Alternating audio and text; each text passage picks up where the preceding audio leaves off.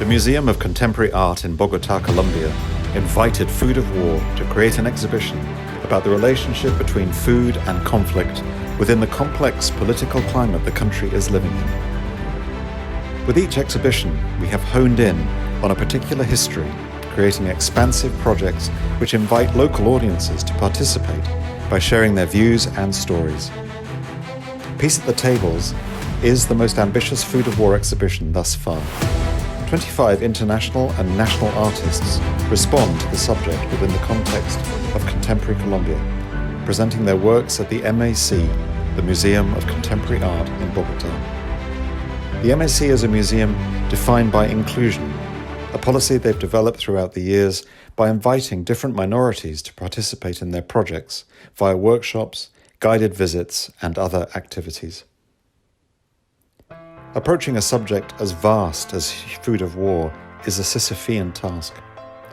The relationship between food and conflict is as entwined as that of human life with breath.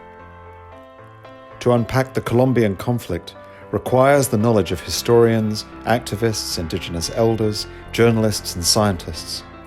Also, those with knowledge of the many natural resources of the country and how these have been cultivated and exploited over time. Those who understand the geography of the country and how the Andes and the Amazon have acted as an impenetrable barrier between communities. Those who have studied how the diverse ecosystems have given refuge to the persecuted and secrecy to hidden perpetrators.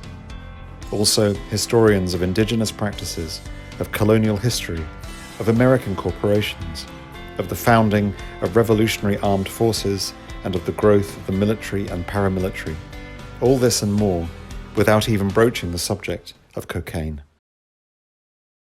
Artists invited to participate in the exhibition have approached the subject in different ways. Among them, Colombian artist Omar Castañeda uses gold to play with ideas of value and hierarchy. For instance, in his sculpture Heart, two bird feet reach out of a gold-plated tin can, forming a heart shape. These are encased by a glass jar, presented as a museum relic.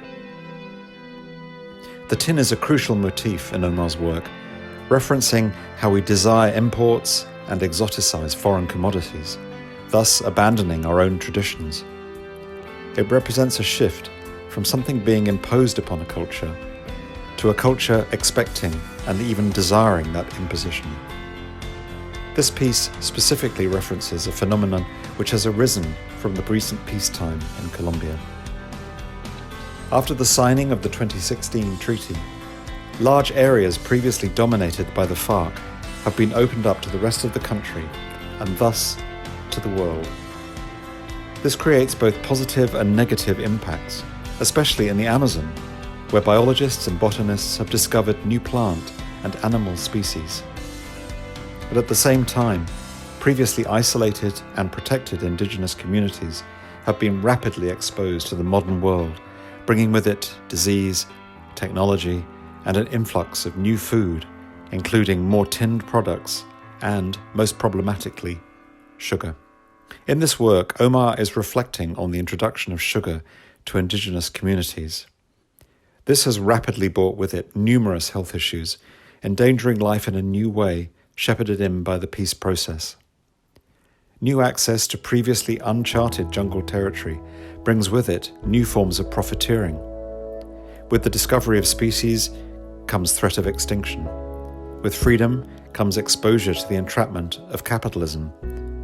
His sculpture exists within a bell jar, domes perhaps with a sense of irony to remind us that nothing can truly remain contained, refusing a relief from guilt and responsibility. The past prevails in the present. Finally, referencing ancient indigenous practices, he uses gold as a conduit to the modern gods of capitalism and trade. The Amazon is facing many problems, such as ranching and agriculture, damming, commercial fishing, biopiracy, smuggling, poaching, logging, mining, and tourism. As a visual artist, Omar is interested in those issues as part of his artistic agenda.